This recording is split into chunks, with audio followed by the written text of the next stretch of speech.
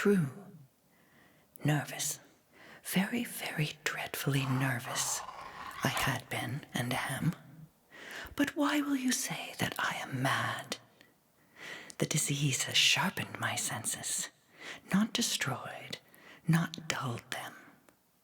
Above all was the sense of hearing acute. I heard all things in the heaven and in the earth. I heard many things in hell. How, then, am I mad? Hearken, and observe how healthily, how calmly I can tell you the whole story. It is impossible to say how first the idea entered my brain, but once conceived, it haunted me day and night. Object, there was none. Passion, there was none. I loved the old man. He had never wronged me. He had never given me insult. For his gold, I had no desire. I think it was his eye. Yes, it was this. He had the eye of a vulture, a pale blue eye with a film over it. Whenever it fell upon me, my blood ran cold. And so, by degrees, very gradually, I made up my mind to take the life of the old man, and thus rid myself of the eye forever. Now, this is the point. You fancy me mad. Madmen know nothing. But you should have seen me.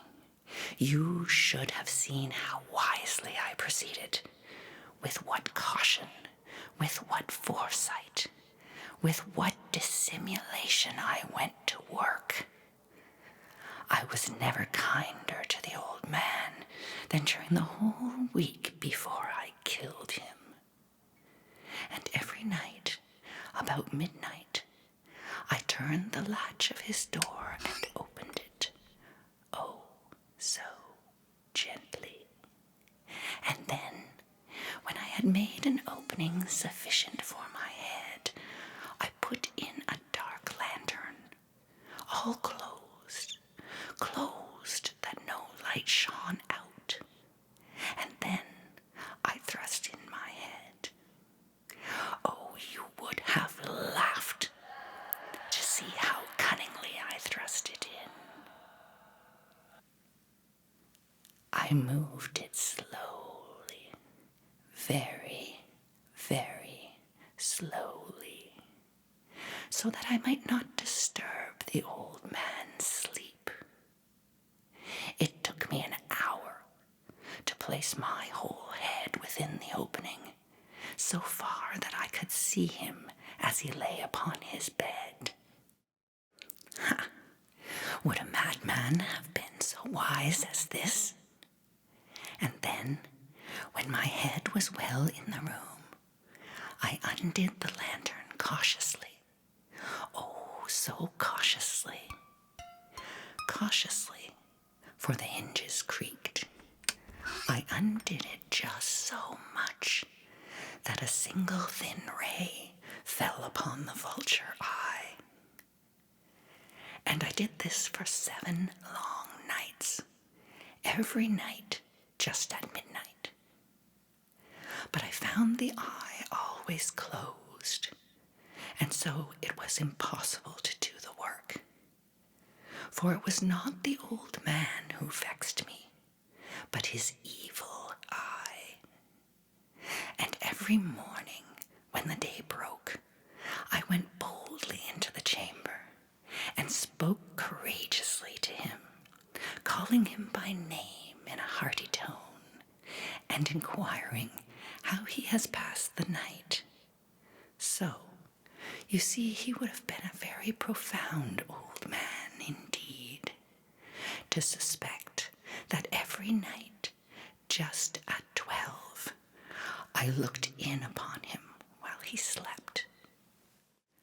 Upon the 8th night, I was more than usually cautious in opening the door. A watch's minute hand moves more quickly than did mine. Never before that night had I felt the extent of my own powers, of my sagacity. I could scarcely contain my feelings of triumph. To think that there I was, opening the door, little by little, and he not even to dream of my secret deeds or thoughts. I fairly chuckled at the idea, and perhaps he heard me, for he moved on the bed suddenly, as if startled. Now, you may think that I drew back, but no. His room was as black as pitch, with a thick darkness, for the shutters were close fastened, through fear of robbers. And so I knew that he could not see the opening of the door, and I kept pushing it on steadily, steadily. I had my head in and was about to open the lantern when my thumb slipped upon the tin fastening, and the old man sprang up in bed, crying out, "Who's there?" I kept quite still and said nothing. For a whole hour I did not move a muscle, and in the meantime I did not hear him lie down. He was still sitting up in the bed listening, just as I have done night after night, hearkening to the death watches in the wall.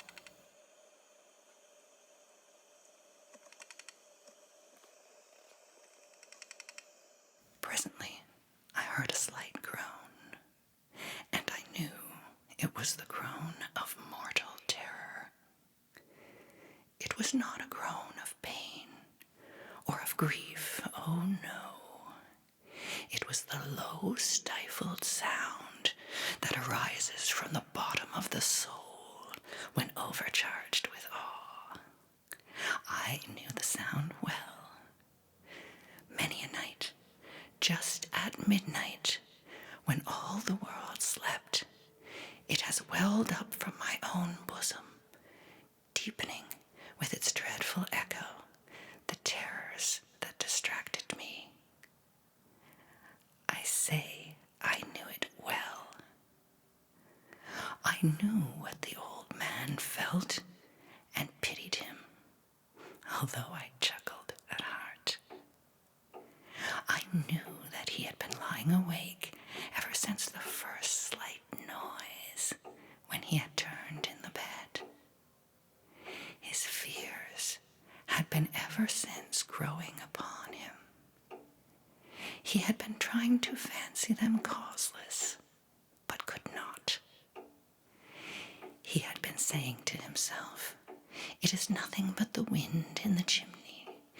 It is only a mouse crossing the floor. Or it is merely a cricket which has made a single chirp." Yes, he has been trying to comfort himself with these suppositions, but he had found all in vain.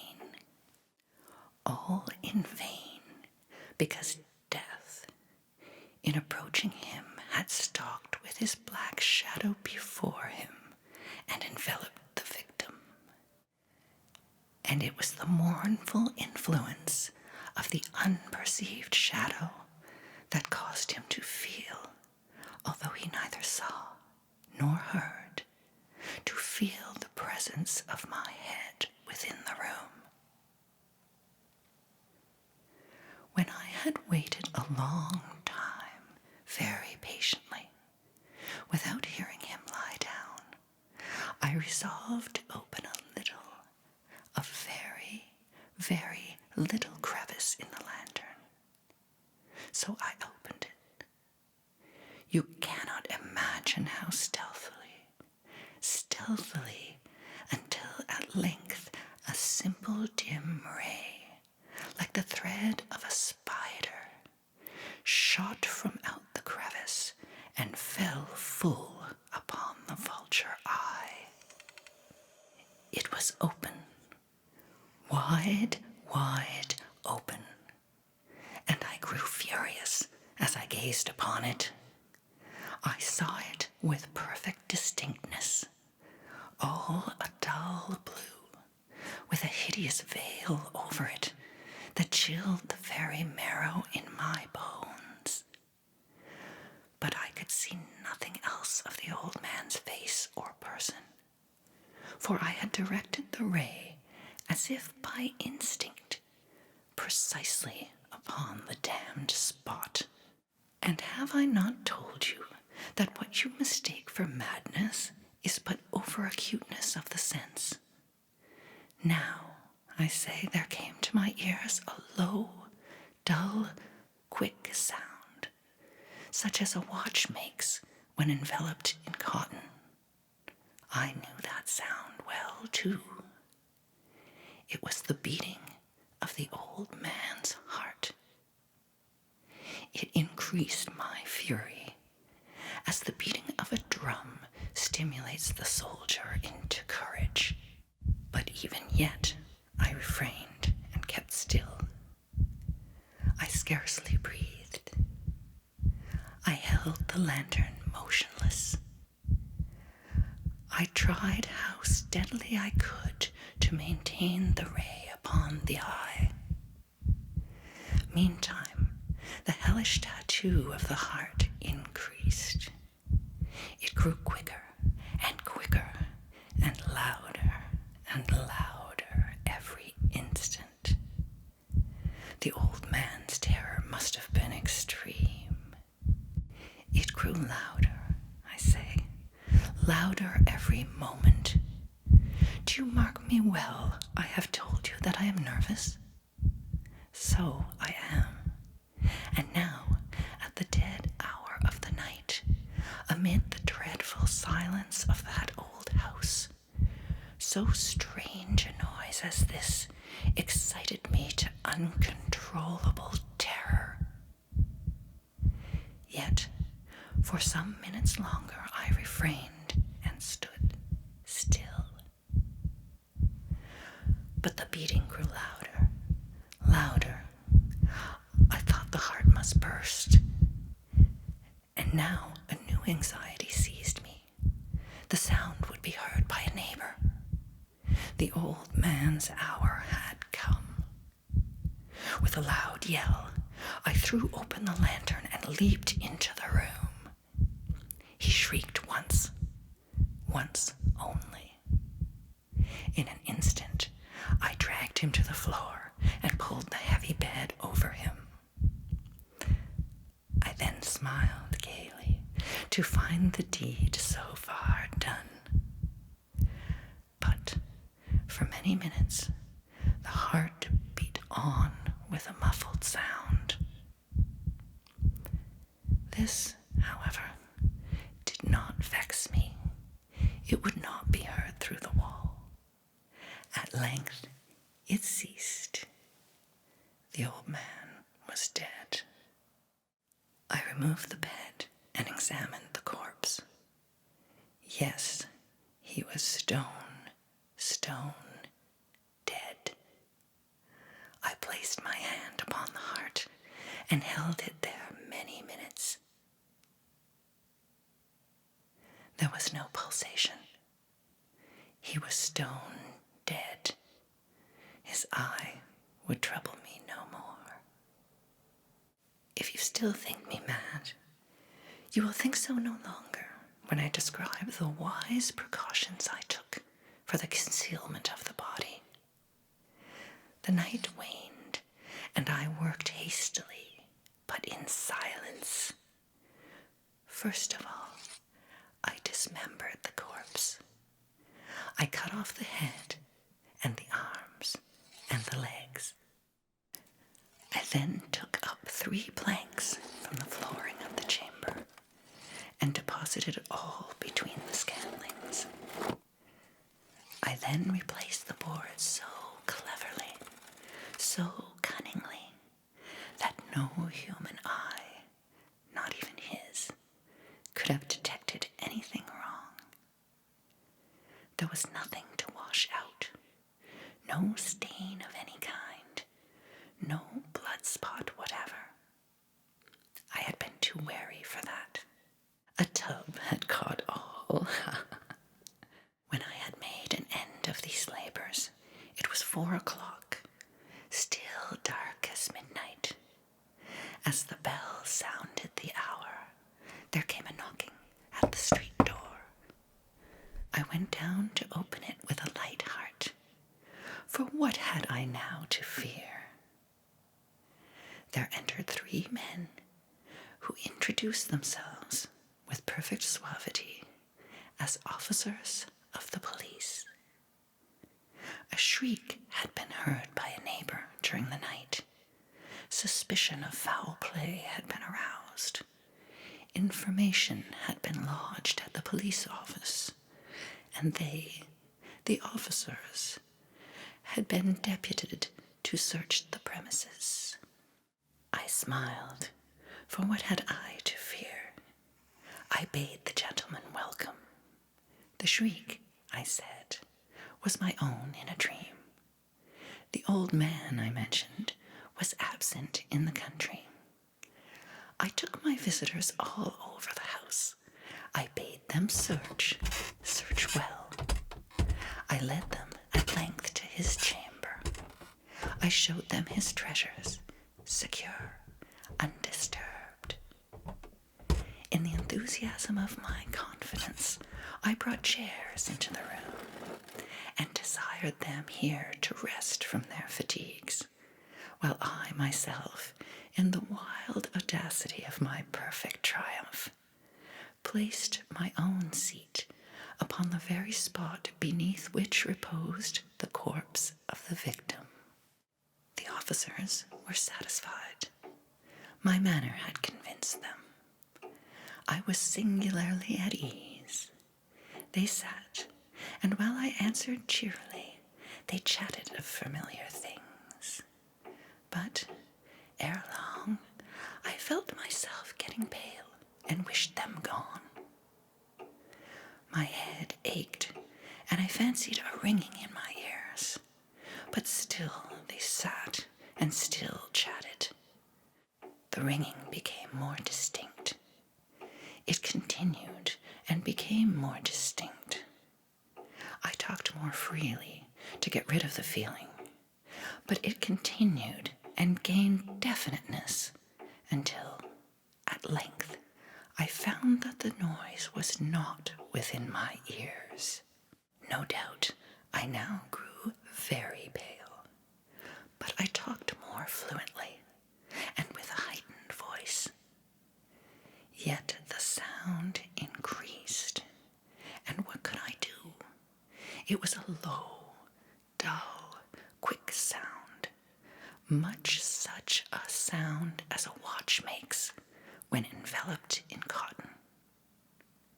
I gasped for breath, and yet the officers heard it not. I talked more quickly, more vehemently, but the noise steadily increased. I arose and argued about trifles, in a high key and with violent gesticulations, but the noise steadily increased. Why would they not be gone? I paced the floor to and fro with heavy strides, as if excited to fury by the observations of the men. But the noise steadily increased. Oh God, what could I do? I foamed, I raved, I swore. I swung the chair upon which I had been sitting and grated it upon the boards. But the noise arose over all and continually increased. It grew louder, louder, louder, and still the men chatted pleasantly and smiled. Was it possible they heard not? Almighty God, no, no.